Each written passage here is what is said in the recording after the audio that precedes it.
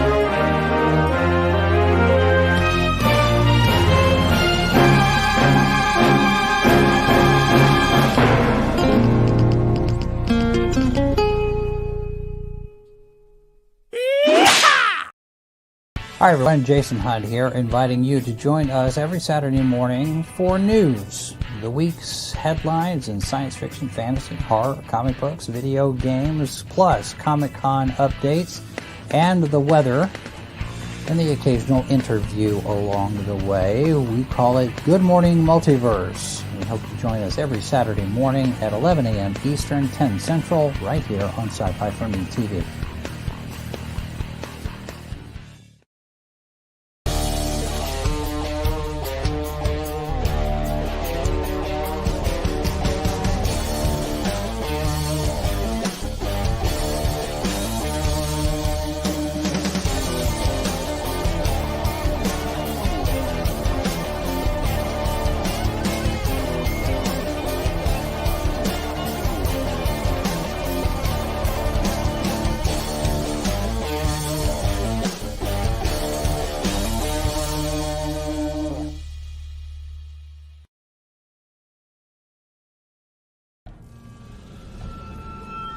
We've crossed paths more than once. I've whispered in your ear, shown you harmless little temptations. I am unknowable, yet you know me intimately. But you can always know me better. Collected here are 20 twisted tales that will thrill, chill, incite, and delight you from some of the most imaginative minds your species has to offer. This exclusive Indiegogo printing of The Devil You Know Better will be limited and numbered, with signatures from Mike Barron and Hart D. Fisher. Stretch goals achieved for this campaign will add interior chapter illustrations by Stefano Cardacelli. The Devil You Know Better. Back it on Indiegogo today, while you still can.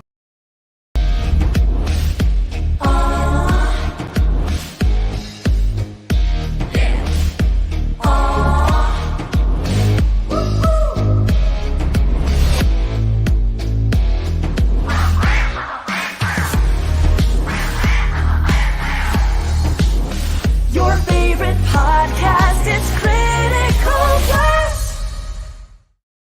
And good evening, everybody. I am RJ Carter, Senior Managing Editor here at CriticalBlast.com, and we have a special program tonight. This is this. We hope it does well. I don't know. It's something new we're trying out. We talk about crowdfunders all the time, and generally we are digging into an existing crowdfunder. We show you what's in it, and then we tell you why or why not we tell you why. You figure out the why nots if you want to get into it or not. Tonight, there is no crowdfunder. That's the whole point. There's going to be one, but what should be in it? What do you want to see? What makes a crowdfunder successful? And to get into this tonight, we're going to be talking with Mr. Big Wayne Clingmann himself, master of the mafia misinformation and minutia, which is a really alliterative way of saying that this guy talks about mob guys on podcasts and books. How you doing, Wayne? Well, good, sir. Thank you again for doing this. It means a lot to me. Well, we're gonna do our best here, and this is where we're gonna rely on the chat to really help out with us tonight. So please do share and get the stream out there. We need opinions to pop in. Mike's already been here, liked and shared it. Always appreciate that. Good to see you, man. So tell us a little bit about yourself first, the kinds of things that you've done, and where people might have seen your work before. Okay, my name is Wayne Clingmann. I write books in the mafia. I went out on UFOs. I went out on the crazy history of the Ohio River Valley back between the Revolutionary War and the Civil War, and the craziness to include cannibalism that went in that area. I have a book out on the mafia involvement in Hollywood, more likely the bad boys, the mafia interacting with different Hollywood starlets and different movie studios. God, that's incredible shit. I've written a couple of fiction books. I've done a lot of different things, but I really want to do more work within the mafia genre, the stories that most people don't know. We have a book coming out called Like an Onion. We'll look at the Vegas Skim. I also like to do a book on a guy by the name of Alan Glick, who's involved with the Stardust in the mafia at some levels. I mean, there's all kinds of books I like to look at different aspects of the mafia in the 50s and 60s and 70s, when it was still the classic mafia. I'd like to do the glamorous mafia. Oh, what we think is glamorous. I mean, it is really horrible things. And Like an Onion, we'll talk about a guy named Marshall, whose last name I'm not even trying to pronounce. But, you kind of guy that you might not really want to talk to in the street. I mean, he's a horrible human being. He beat his wife a lot. He kidnapped a man once to have oral sex with his wife because she thought she was having an affair. I mean, there's a lot of disgusting people involved in the mafia, in the classic glamorous mafia. Right? Those are the stories that we want to tell and help educate people that the mafia you see on TV is far from the mafia in real life. It's not the honorable and dapper Frank Sinatra, right. Orson Welles kind of mafia. I don't think they ever existed. I mean, even when Al Capone had his soup kitchens during the Depression, he didn't build favor with people. When the Prakianas had that situation going on in Rhode Island, they did what they did to the people in the neighborhood, so they would tell them when they noticed people that wouldn't fit in the neighborhood, i.e. the FBI or the police, so they get the heads up. I mean, the mafia only does nice things to people for a reason. They don't do it because the Knights of Columbus. They do it because they're bad people looking for something. Yeah. Did you there's a movie, might even be a miniseries. I have not seen it yet. I've seen it advertised called The Offer. Have you seen that yet? I've heard of it. Yeah, it's a movie. It's a show, miniseries on the making of The Godfather. Take it with a grain of salt. Okay, so not a documentary, you're saying? They would like you to believe it's a documentary. Let's call it a docudrama. I mean, does it get you involved in what goes on to make a movie? Yes. Does it get you involved in what the obstacles they had to making The Godfather? Yes. Is it the truthful day-to-day telling you what happened during making that movie? Not so much. Again, Take it as a grain of salt. Use it as a basis. Do your own research. All right. So you're looking right now, and you've come to me and said, "Hey, I want to make a crowdfunder. I want to set something up." What is the goal here? I mean, what is it that you're trying to raise money for, or what is it that you're thinking about putting up for the crowdfunder?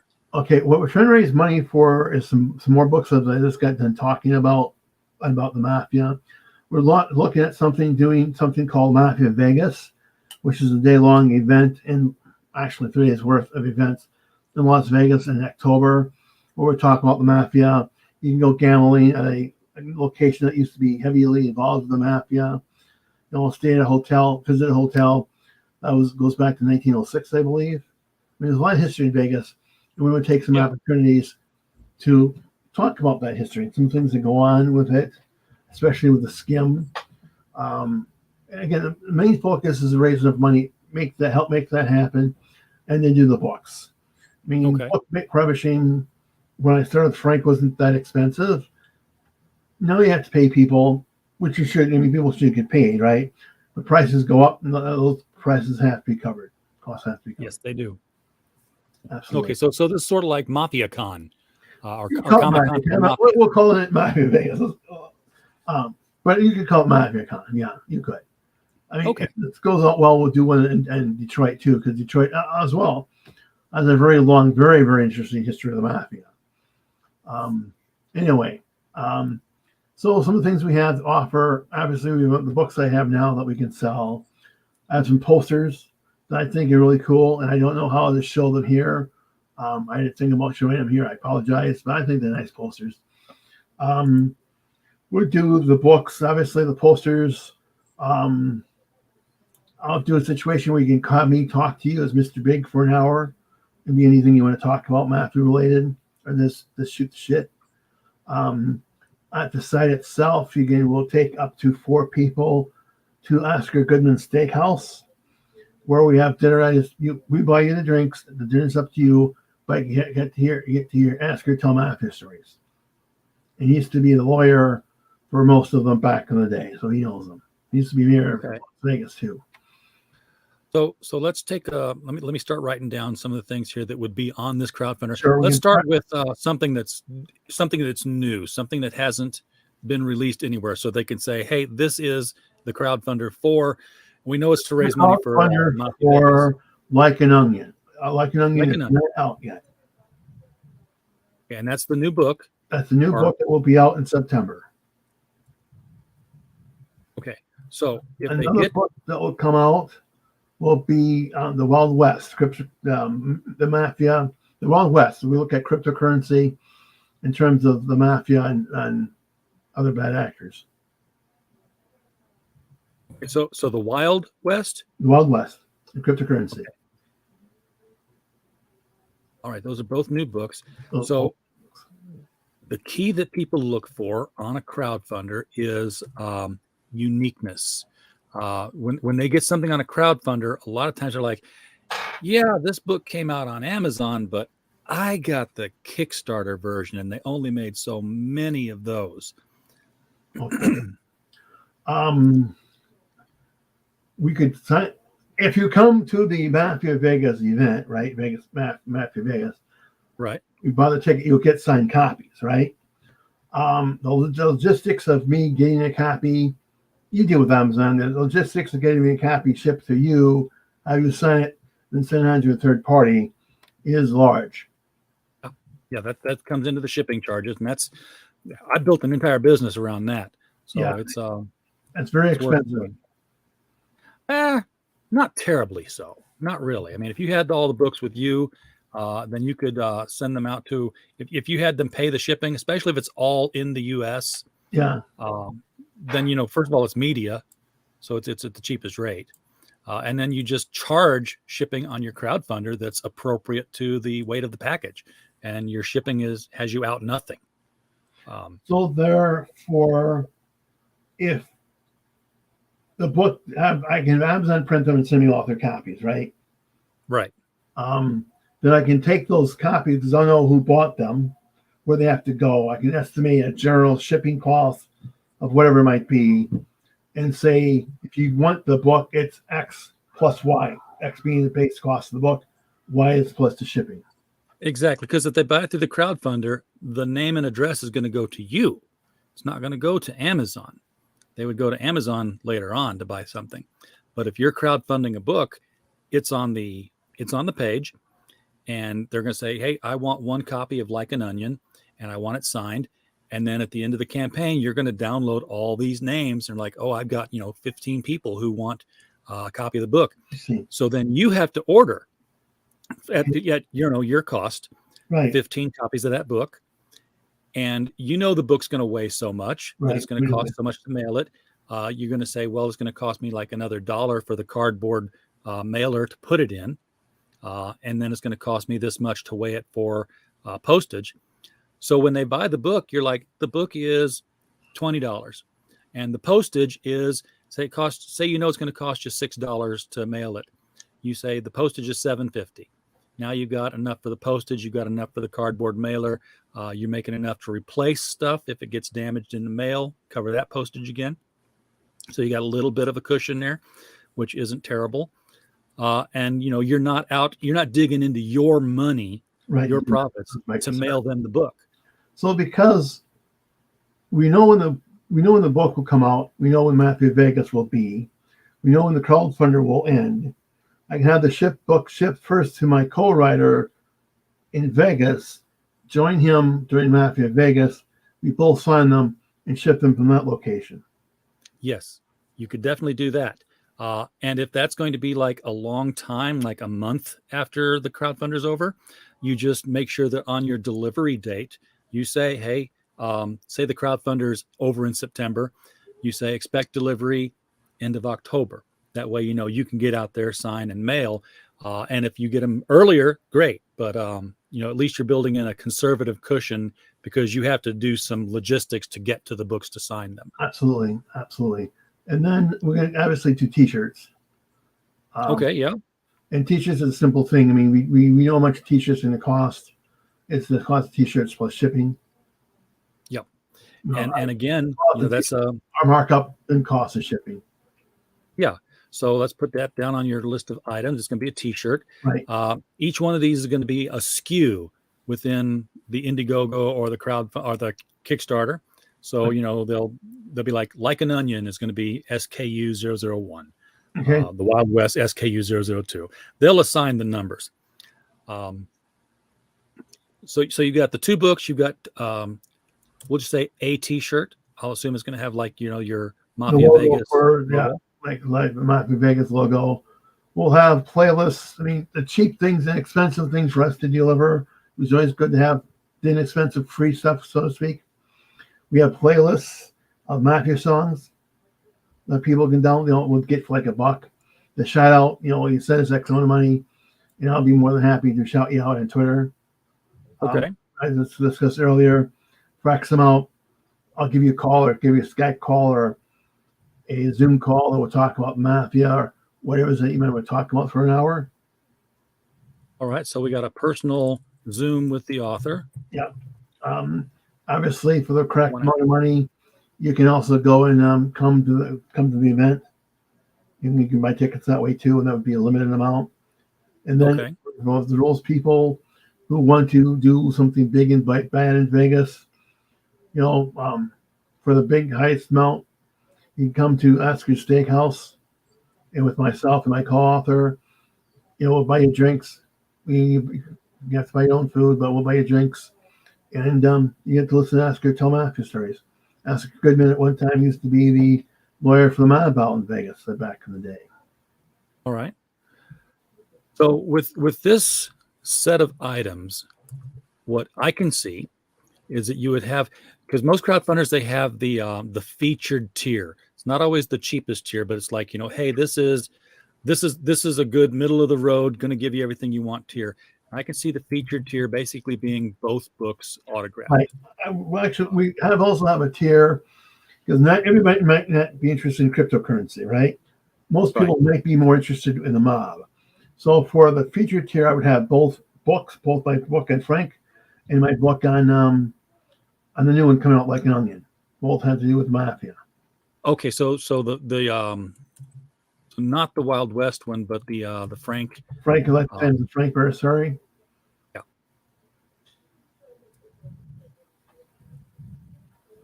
We got two signed books there, and then tier one would be. In order of cheapness to most inexpensive on up, it would be the playlist, followed playlist / shout out for say $1. I mean, these only guesstimate prices, so don't hold me to them. I like $1 because I can shout out. There's only a couple minutes, right? If that. Yeah. Yeah, and then that's a dollar is just like hey, this tip the crowdfunder guy. Just trying to help out. You don't really want what we're selling, but you want us to be successful. Yeah, and Mr. Big appreciates people being nice. Sure. So if for the dollar you get a shout out, at least you're getting something back for your $1. For $5 you get the 3 playlists and the shout out.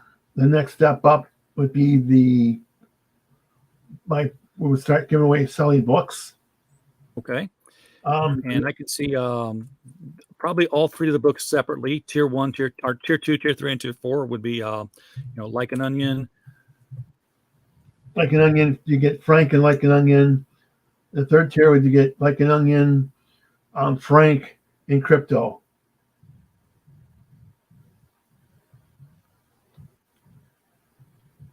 Okay. The tier above that would be The Talk With Me.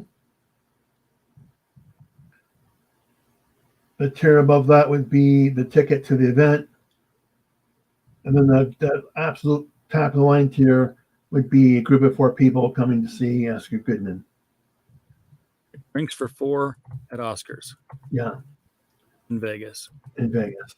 If stretch goal would be, if I understand how stretch goals work, a stretch goal would be being part of the game of where the mafia has to protect Vegas from zombies. Okay. So there's a game being developed here? It could be, given enough money to do the game, yeah. That's the only stretch goal I can think of. All right. I would back burner that for right now until you had something developed. But I'd like to see it. That'd be a cool, because who do you root for? It's like, oh, you got the bad guys versus the bad guys. It'd be more like tongue-in-cheek, campy. Like Dean Martin would be part of the mafia group, and of course he would stay by the bar. Frank Sinatra would be by the stage, right? That'd be the locations where they would be fighting off the zombies. All right.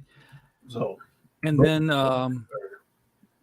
all crowdfunding platforms now, both crowdfunding platforms, Indiegogo and Kickstarter, allow for add-ons. So basically what you would do is you just have your 3 books in the back saying, hey, you bought Like an Onion, but maybe you want an extra copy of it. You can add it on here, or maybe you wanted to get, one of the other, maybe you want, the t-shirt. The t-shirt was not a tier on here yet. That t-shirt. That would probably come before the Zoom call. I'll call that tier 3.5 and recorrect that in a second. And some of the, if you got anything to include the books, the t-shirt, and obviously you get the shout out. Obviously you get the playlist, right? But with the books, right, t-shirt. So yeah, if we say that the playlist and the shout out is tier 1, then anything else that you buy is that item plus tier 1. Right. But not necessarily you don't get the t-shirts in the books. Okay.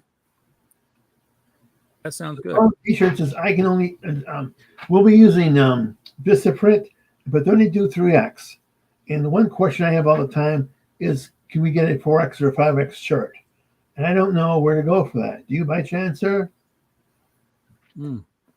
I do not. I've only ever seen them go up to 3X myself, but that does bring up a good point, is that when you're setting up your tier for that, when you're setting your SKU, not the tier, the SKU, when you're putting your items in, crowdfunder platforms have options for SKUs. So, most of the time it's just like, it's the book, it's SKU number 1. But there are options now for if it's a t-shirt, well, then the option is what color t-shirt is. The second option is what size is it. I'm presuming these are black shirts. Black and white. Okay, black with white print. Yeah. So black. you really, black and white? Right. Black print, white shirts. Okay. I thought maybe there was a black shirt and a white shirt with inverse printing on each one.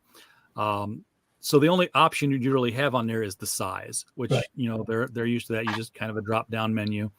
So it's t-shirt and size in the book. And a lot of times they don't even pick the size right then. They pick it. If you're doing Kickstarter, they pick it when the Kickstarter is over with, and they get their little confirm your address kind of thing. What is it? Backer kit takes care of stuff like that. And I don't know. I'm not a big fan of backer kit, largely because the people I've seen use it to collect shipping after the campaign's over. I'm like, I thought I paid the shipping, but I didn't. It doesn't have to be for shipping, but it can be for things like collecting information about shirts and addresses, and of course, a last chance opportunity to add something onto your order at that point if you want. I have seen that used a lot with backer kit for Kickstarters. Okay, so the next thing, now once you've got all your items in, you got to collect graphics. You got to get the covers for the books. I have t-shirt design.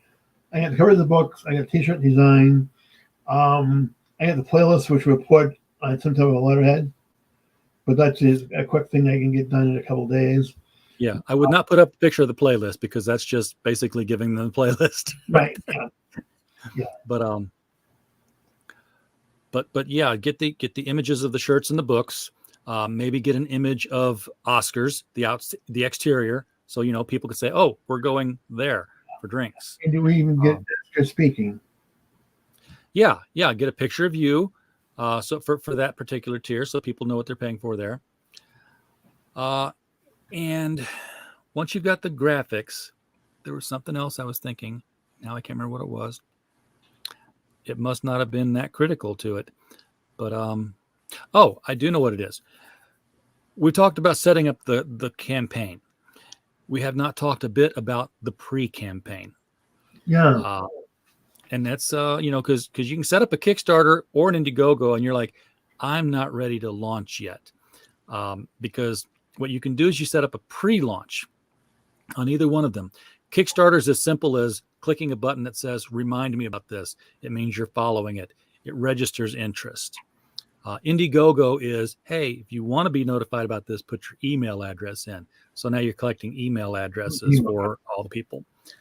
And then you can monitor that and say, hey, it's been up for a week and I've got 300 email addresses. This is a hot thing. Or, gosh, it's been up for a month and I've got 2 people. Maybe this is not something I want to waste my time kicking off. It's a gauge. It's a barometer for whether or not your go, no go comes into effect. The question is, let's say it's sadly the latter, because it's been ready to go for about a few weeks and nobody signed up. Can you cancel the Kickstarter going forward? Well, absolutely. I mean, there's no you just don't launch it. Yeah, you just don't launch it. If it comes up to where sadly there's no interest and you don't want to kick it off, why waste the next 30 days of your life pushing something when you've pushed the pre-launch and nothing happened? Hopefully that's not the case. Hopefully you have a lot of interest and then you can kick it off and then you can just watch it go. And the way these things go is like they'll spike, they'll level off and do nothing for the rest of the month, and then they'll spike again on the last few days. I'm waiting for that last few days spike, folks. You're killing me here on my personal campaign. So you want a graphic for the pre-launch too. It may what I would do there is, since it's a banner, I would maybe get like the cover of the 2 books and the design of the t-shirt, something, keep it, don't try to get everything in there, but. Well, I kind of like the image that you showed me this afternoon on Twitter. Well, that's a background graphic, but it doesn't show what you're selling. Now you can use that for like a title of the crowdfunder.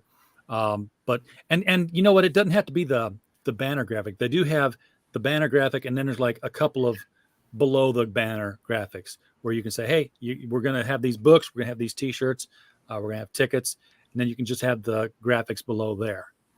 But you definitely want to have a picture of what it is that you're funding on the pre-launch, so that because that's your first hook. If you've got nothing on the pre-launch page to show people, then they're like, well, I have no idea what this is about, what it looks like, how good it is. It's like every other piece of advertising. It starts with the art. Yeah, absolutely. Okay, fantastic. Okay, and I can get the graphic sizes on the Kick and the Indiegogo page. Yeah. The graphics. I wish I knew the size. I know the size. I just can't remember it. There, right? What? Yeah, they'll tell you when you're uploading. It says this would be the best size graphic. So if you have somebody who's doing graphics, Go to my they'll design. design to it. These are the sizes of the binders that we need. Yes. Okay. Yes, exactly. Yeah, because especially on Indiegogo, it tells you as you're building the page, hey, this is the part where you put this in. We suggest this size. Now, when you're going through the Indiegogo, and I've not built a Kickstarter, so I can't speak to that one. I have built an Indiegogo. You don't always need every piece of thing that they're asking for, because it's like a contract with blanks on it, and it's like, well, I'm building, and it's like an all-purpose contract. Like it'll fit everything because it has everything in it. So it'll have it. Might be like a contract where you're building a house, says I'm going to maintain the property to such a standard. I'm going to take care of my German Shepherds. I don't have German Shepherds. Wipe that paragraph out. Don't fill that in. It doesn't apply to us. That's the same with the Kickstarter. There'll be paragraphs there where you're like, why are we doing this? Well, we're doing it to sell money. I don't need to fill out the why are we doing this. The ones you do have to fill out, they will have an asterisk next to them, and they will make you put something in. When they do that, don't put in what they've already got. You'll see campaigns out there where you're like, this sounds familiar. Oh, they just hit go, because there'll be like boilerplate documentation there. Erase all of that, and just even if you just replace it with just one simple sentence, it's like, we're big Mafia fans. We're big fans of history. We want to tell people about the Mafia, and we're having a convention in Las Vegas. End of sentence. Doesn't matter that they had a whole codicil going down before that. You get to the point, and you hook the people. Very good. Very good. In your opinion, how much does a book campaign? These books will continue to sell as long as people express interest, correct? Okay, so for Kickstarter, you have your 30 days. You have your limited time. I think you can actually run a Kickstarter for 60. That's probably and then it's over. Yeah. Indiegogo is you can go for 30 days, and then you can say you have to go in and manually do it before the thing's over with. You say, I'm extending to the next 30 days. They give you a maximum of 60 days. If you want to go 40-20, 20-40, 30-30, or just flat out 60 and be done with it. But if you go 30 and on day 31 you decide to extend, your campaign's over. You let it expire. But when you're setting it up, you can say, I want to go in demand. And what that means is that when the campaign's over, technically you're no longer accumulating towards stretch goals or anything like that. Indiegogo says you funded or you didn't fund. If you funded and the campaign's over, then it goes in demand. And now that's basically like an online store. So your Indiegogo will stay open as long as you are selling a certain amount every month. Might even be every 90 days. I don't know for sure because I've not gone into in demand yet. Excuse me. How much is the amount you have to sell? That's something that we'd have to check into Indiegogo and find out. And why don't I just Google it right now? Just say Indiegogo in demand requirements. So the in demand FAQ. Come on, Indiegogo, pop up on the page here. Who is eligible for in demand? Any campaign which meets its goal by the campaign deadline and is in good standing may move into in demand. If you did not meet the goal, it's not eligible, and it'll just be closed. How do you participate? You click the opt-in. This is on the campaign editor on the settings, which is the very last thing you do when you're setting up your campaign. If you opted for that, in demand will start immediately if you met your goal. And then when you're ready to quit, you just contact in demand at Indiegogo and say, I'm done, take it down. Or you can just visit the settings tab and say opt out. So Looking further down, raising funds through an in-demand project. They talk about the percentages they take, when you get your money. What percentages do they take offhand, sir? They take. Well, where did they?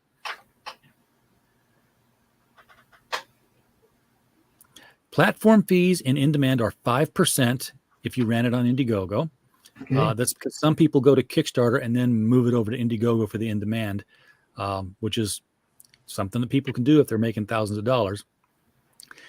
If it did not originally run in Indiegogo, that's the Kickstarter, then it's an 8% one with a 15% total fee on any funds driven by Indiegogo's platform channels. There are also third-party payment processing fees, which apply, and contact them for more information. They have a tab there for an article on their processing and their fees, because they do process everything through Stripe. I know, because I had to fight with them to get my PayPal card to work for a while. And it was all a matter of Stripe having an incorrect address for me.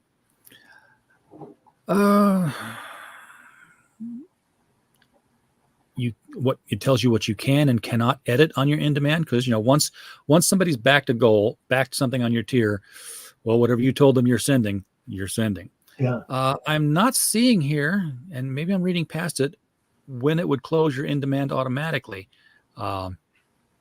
which I know is related to, if you didn't sell or you're not making enough money, then it closes. What's the average amount that someone trying to create a book gets? Offhand?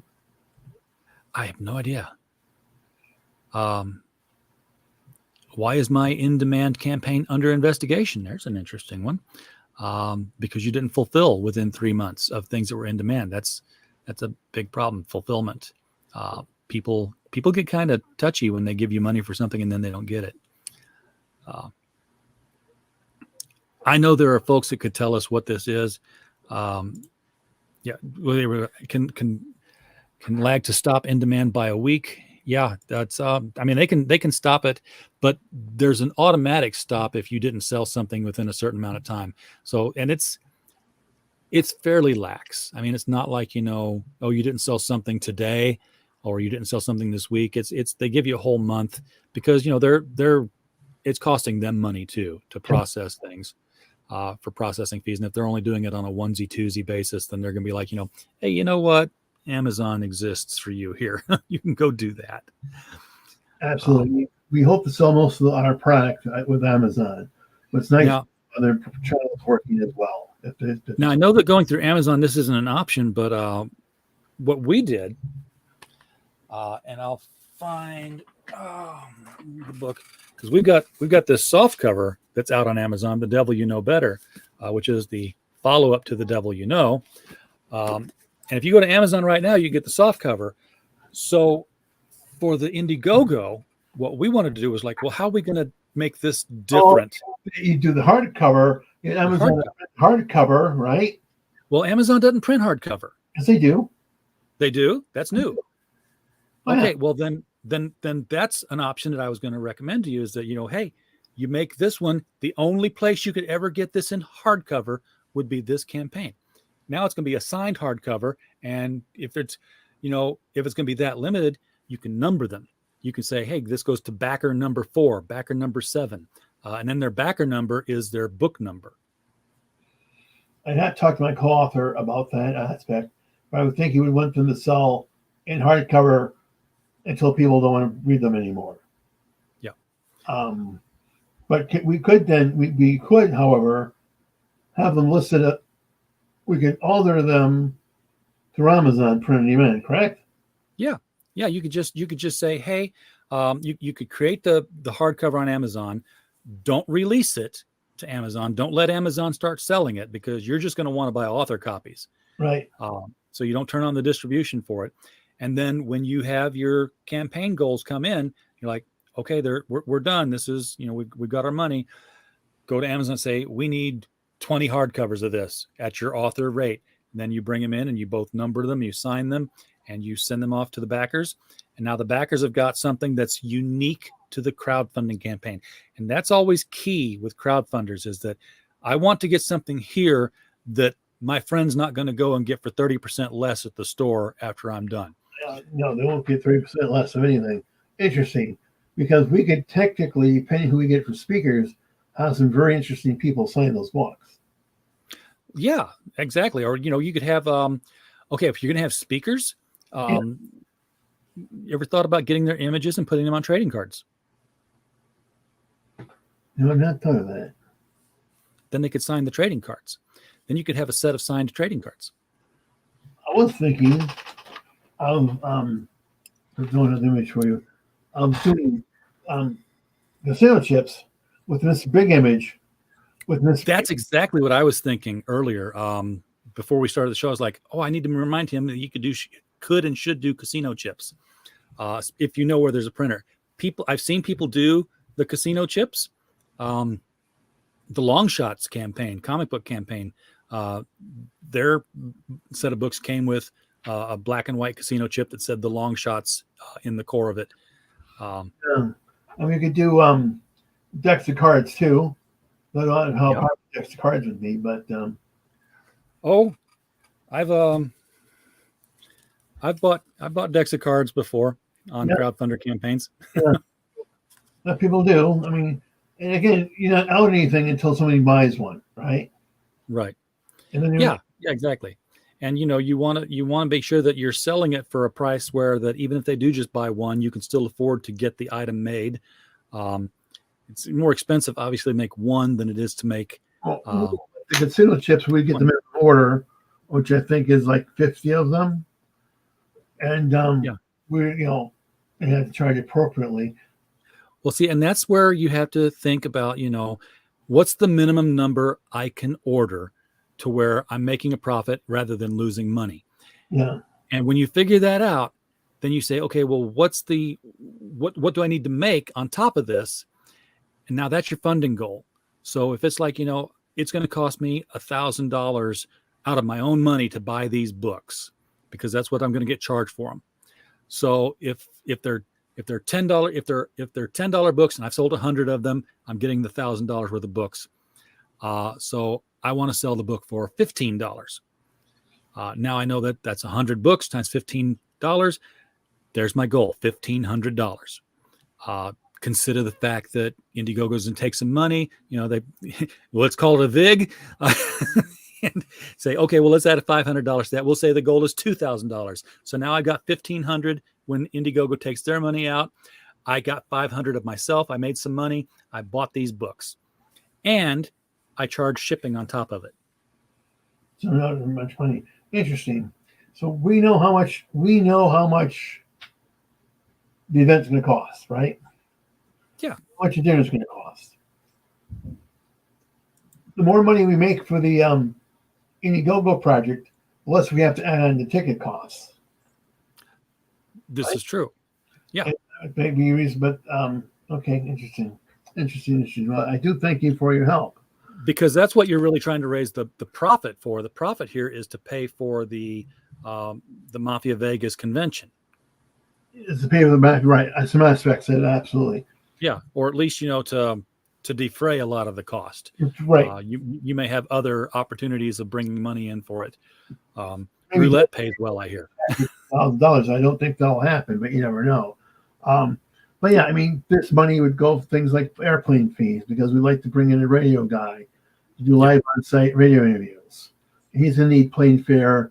He's going to need hotel paid for. And that would be, then we know how much it's going to cost.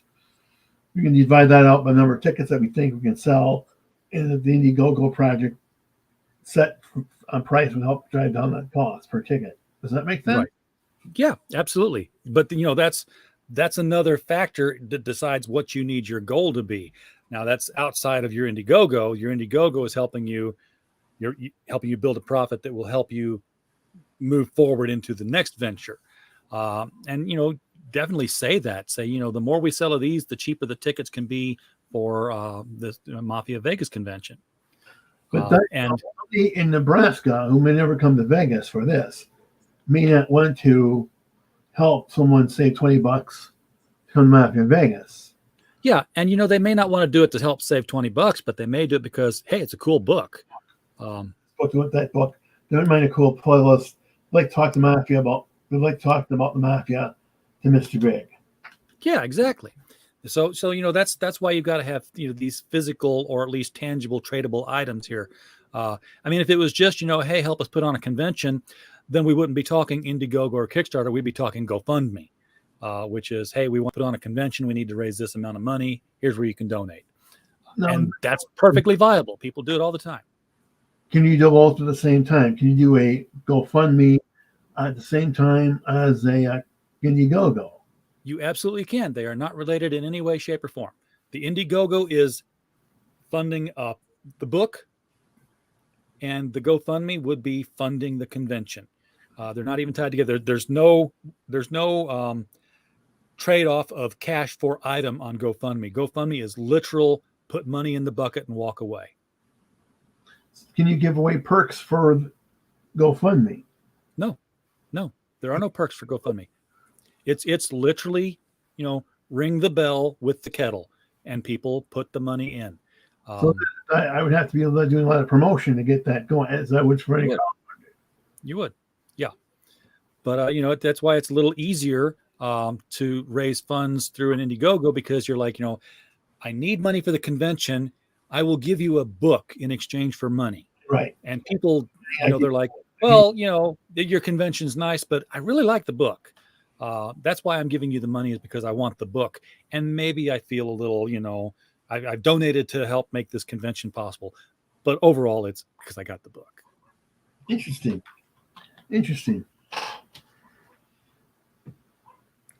Very good. Thank you very much. I really appreciate all the help. You're very welcome, man. No.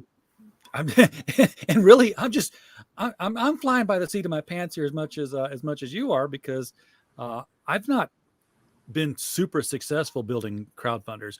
I've worked with enough people who are making them to know what goes on behind them. And I've been behind the scenes of them making the two that I've run. But everything, I know the mechanics. Anything on top of that is just my opinion, recommendations. I know I talked to a girl out in Washington State of the name of Kelsey. She does a site called Cecil Creatives, and she's all about doing the cheap playlists, cheap, inexpensive things, digital, right? Right.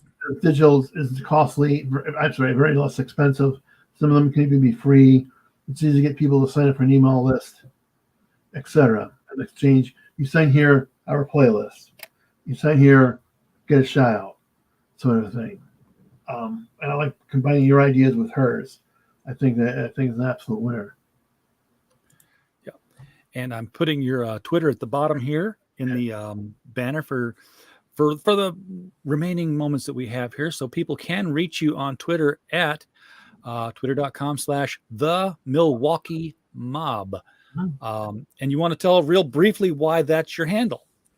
Sure. My first book I wrote at my man's age of 57 was a book about Frank Burst. His last name that's going to horribly be messing out, but the last most powerful godfather of the city of Milwaukee.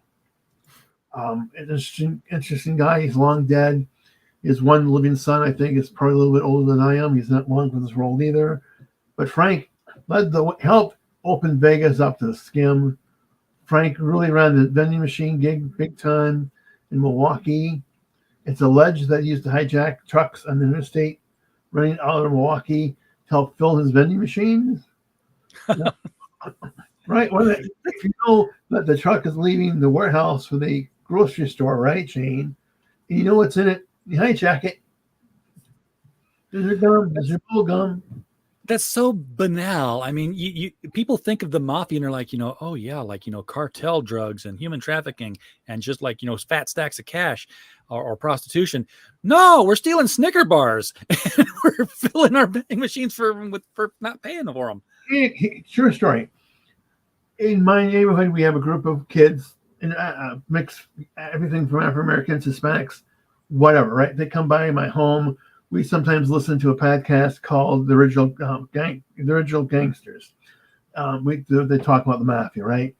And these kids are thinking, well, to get ahead of this world, I got to sell drugs. I got to sell drugs. It's like, no, you don't have to sell drugs. Think of something that something that you can meet easily, right? And I was thinking what they're going to do is that time Chicago had a soda tax. And what they would do with buy cases of soda up here, drive to Chicago, and make that profit, right? No, that's harder than I gave them credit for. They did cigarettes. Yeah, it's I barely notice the sign anymore, but it's there when I leave St. Louis and drive into Illinois. It's a little sign says it is illegal to smuggle cigarettes from Missouri to Illinois. Like, what constitutes smuggling cigarettes? If I bought a pack of Winston's at the gas station and now I'm driving to Illinois, I can't have them. I got to throw them out. Well, it's to stop you from buying those cartons of cigarettes at the Potawatomi Indian Casino here for, say, $10, and selling, driving down the Waukegan and selling in the parking lot for $15 or $20. When they buy them at the grocery store in Waukegan's probably close to $50. Yeah. But again, these kids, is it illegal what they did? Yes, it is. Absolutely. But they're not going to get caught. If they get caught, what's the crime? Yeah, it's tax evasion. It's going to be slapped on the wrist. With Christ again, they're shooting kids on the interstate now in Chicago. That's none of their agenda. That's none of the radar. But they got out of that business and they opened up a music recording studio. They're building one because they also see all these kids who want to be rap singers. And they have no place to record music. Well, let's build a place. There you go. Look for a niche and fill it. That's all the mafia does. They just and they just do it cheap. I mean, they'll charge a fee. The kids will come and record. Maybe they help them sell the records. Maybe they don't, right? But it's far better than what the hell's going to be doing. It's far better. I'd much rather kids be selling cigarettes tax free than selling heroin and other drugs on the street that's going to get them shot. It'd be far better than run the street. I mean, any place that night center scene is damn dangerous, right? I'd rather have these kids building a recording studio or building a car shop or something like that, because it gives them money, it gives them a value of themselves, it helps break that cycle of poverty that center scene sure hell can't figure out how to do. True. Yeah. Sorry for the diatribe. No, I get you. Mike is back. Mike is getting ready to start his show, the Mike Stand, at the top of the hour here. So when you all leave here, be sure to pop over there and get your niche news with comics, anime, and professional wrestling. It is Tuesday night, so yes, it's still that. It's not the comic retrospective. That happens on Fridays when Mike and a rotating co-host go into the golden age and pull up some 1938, 1939. I think he's in 1939 now, looking at the comics that were published that week, that month, that corresponds with this one. So it's a fun time. Well, thank you for all your help, Wayne. I hope I did help you. I took some notes. I will drop what I've got in your Twitter box, so that you can refer back to them in case you didn't write things down here. And again, folks, I encourage you to go and visit Wayne here on the Milwaukee Mob at Twitter, and follow him so that you can hear more about this, so that you'll know when the pre-launch launches, so you can go sign up for that. And all my books available on Amazon. If you're interested in what I write, you can visit. Just look me up, Wayne Clingmann with the C, and Amazon. All my books are there. Also, there's a link in my Twitter bio that takes to that Amazon page as well. I want to thank you a great deal, sir. It's been a pleasure talking with you. Same here, man. I will see you again soon. And everybody in the chat, thank you so much for hanging around. We do appreciate you being here. We don't have a show without you. And as always, we just hope you had a blast. Good night. Hasta la vista.